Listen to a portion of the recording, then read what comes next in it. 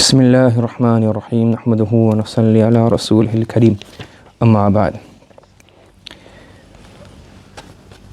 In the time of the Prophet sallallahu alaihi wasallam, the beginning life of Rasulullah sallallahu alaihi wasallam, the Kaaba was actually like a rectangle, and when it was rebuilt before the Prophet sallallahu alaihi wasallam received nubuwah, the money that they had, or the money that they felt was halal and pure, wasn't enough to do the full reconstruction.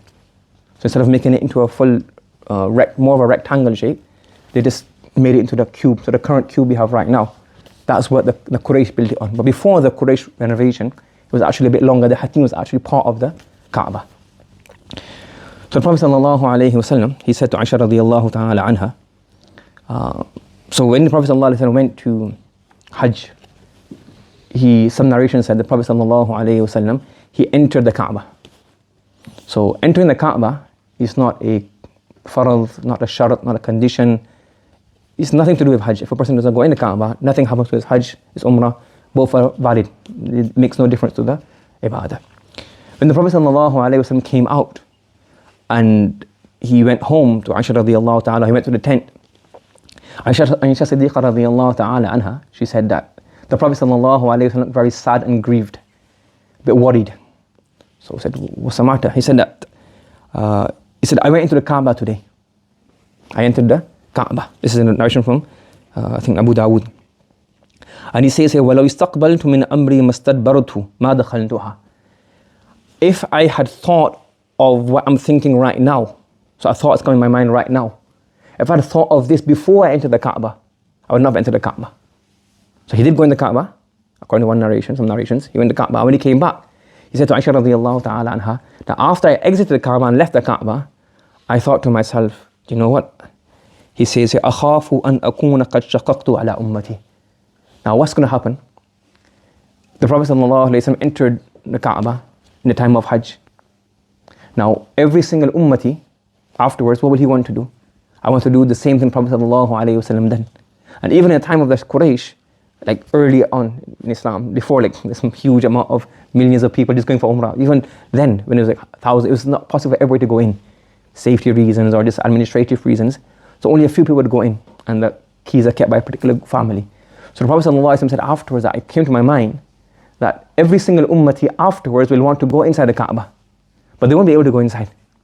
So now as a result, I'm just thinking maybe it would have been better if I hadn't gone into the Kaaba. Do you understand? So from here, Mufti Mahmud Ashraf Usmani, Hafidhullah, is saying, from this, the sabaq and the lesson that we learn is, if something is just an adab, it's a mustahab, then we should think a bit deeper. Yes, it's good to do it in a vacuum. And we should always try to aspire to do as many sunan, many adab, many mustahabbat as possible. However, we should always look at the consideration that what will this action have, if it's a farad. As when he says, well, you denounce Islam, I'll kill you. So you can denounce it. Well, say, I won't denounce Islam. You can shoot me if you want. That's not compromisable. But if it's another situation, it's a mustahab. And here that is going to cause more harm than good, what the Prophet ﷺ thought here. Then we should always look and say, well, what's going to make things easy for the people? So personally, in your personal space, in your private life, do as many things as possible. Right? The Prophet ﷺ, when he would perform his tahajjud salah, how many rakats did he perform? There's loads of riwayat, different riwayat. But he used to perform in tahajjud time, the Prophet performed 8, then he used to perform 2 after Isha. Total gets about 13, like the whole night, about 13 rakat. And Aisha radiyallahu ta'ala said, لا تسأل أن طولهن وحسنهن, so long and so beautiful rak'ah, long. And sometimes so much, his feet used to swell. He used to enjoy standing in qiyam so much, his feet would swell. But when he would lead the people, he would say, my heart intends that I wish to perform salah a bit longer, but what do I hear from the back? The crying of a child. So then I think, oh, child is crying, the mom's going to be worried, and then it's going to, I'll shorten my salah. So the Prophet ﷺ says, whoever is leading the imamah, فَلْيُخَفِّفْ, make it nice and short. Meaning, you keep the adab and keep them basic, but don't do it so long that people are inconvenienced. So, when you're doing your private ibadah, and your private world, private life, as much as possible, keep everything in place. And in the public sphere, if you try to bring the mustahab and encourage the mustahabat and the adab and everything, but then you also have to look that do not put people in mashaqqa and difficulty. This is what we learn from this story of the Prophet ﷺ, that even though the Prophet he went in the Kaaba. His caught was that later on people are going to think, oh, I need to go in the Kaaba as well.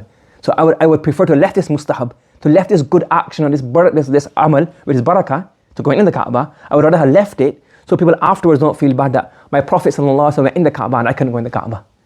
Understand? So it always keeps in mind when we are dealing with private and public situations. May Allah subhanahu wa ta'ala give us ability to act upon this. Subhanallah wa bihamdihi, subhanakallahumma wa bihamdika, wa nashhadu an la ilaha illa anta, nastaghfiruka wa natubu ilayk.